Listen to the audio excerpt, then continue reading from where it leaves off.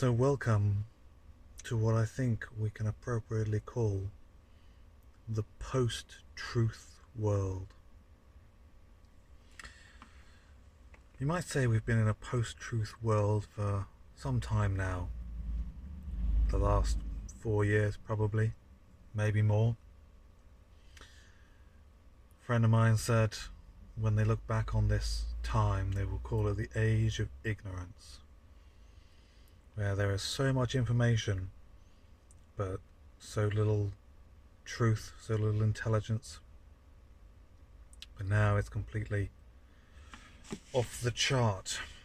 When you talk about political divides, and not just political divides, but ideological divides, people can no longer agree on the very fabric of reality. Is Donald Trump a fascist? Or is Joe Biden a communist? Is the election true, or is it a fraud?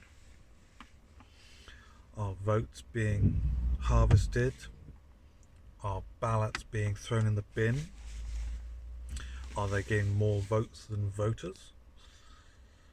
Well, it depends who you ask. You look on social media and you can find a video showing whatever voter fraud you like, and then you can find somebody debunking it with different stats and different information. Is the coronavirus real? Is it dangerous? 1 minute we've got in the UK government, the scientific advisors, showing these insane graphs, 4,000 deaths a day, they say. 2 days later, they come back and say, well, it wasn't a prediction, it was a model. And the day after that, they say, well, it wasn't really a model, it was just an idea. But we base a lockdown on it. And every day you can argue with someone about whether the lockdown's justified. You can argue with someone whether freedom is a valid concept. You can argue whether men are women, or women are men, or religion of peace, religion of evil. Should free speech be allowed? Are big tech censoring us? Are vaccines safe? Was Alex Jones right? Is the world run by paedophiles? And there's no consensus on any of it. There's no narrative. There's no truth. There's only opinion. And the divide is very stark. That there is a strict, what we would call left-right divide on basically every issue. You know, I can tell you if somebody is in favour of remaining in the EU for Britain, then I can list 20 or so other things which they are also in favour of, with really a incredibly high level of accuracy. Equally, if someone is in favour of Donald Trump, then I can list 20 things that they are in favour of with a high level of accuracy. You know, they're probably in favour of free speech. They're probably in favour of the Second Amendment. They're probably in favour of breaking up big tech. They're probably in favour of Brexit. They probably don't follow the coronavirus science. You know, they're probably in favour of capitalism and against communism. It's very strange and very disconcerting. If there's one thing the US election has shown us, is that there's a lot of people on both sides, about half and half, and they seem to be concentrated in various different areas. You know, the cities were very much Democrat, the rural areas are very much Republican. It's very interesting. And the same seems to be reflected in Britain, and probably lots of other places. So what can we do? What can we believe? What can a normal person think about all of this? Is it worth believing anything anymore? When you can find so much evidence to back up any position that you want to take, what are you supposed to do? This is what I mean, a post-truth world, a world of opinion. You can decide whatever you want to be true, and then find ample evidence to support that claim. You can find a community who believes it and a community who hates the community who believes it.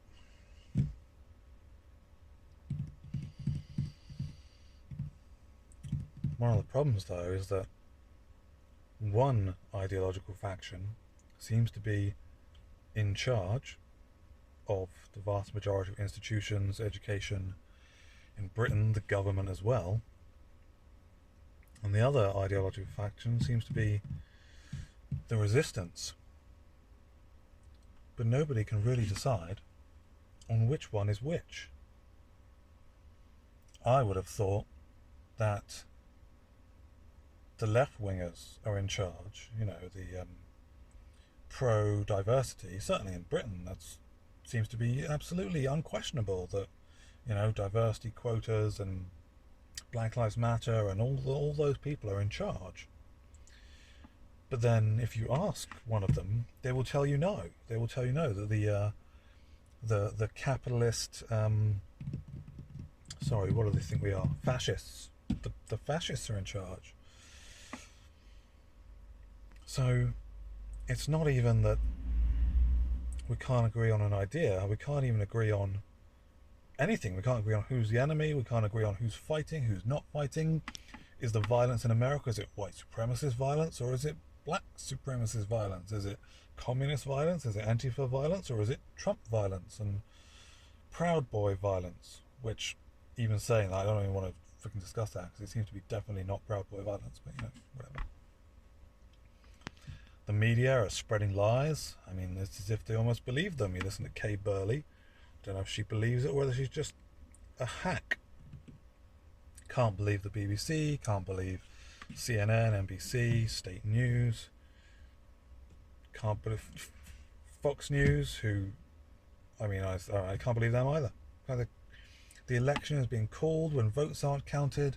Votes are being counted out of nowhere. Nothing is true, and it doesn't even matter anymore. If you support Donald Trump or you support Joe Biden, it doesn't matter what's true, right? If it came out tomorrow that Donald Trump was a paedophile, would it matter? Would it matter for the cause? Would people abandon Donald Trump? No.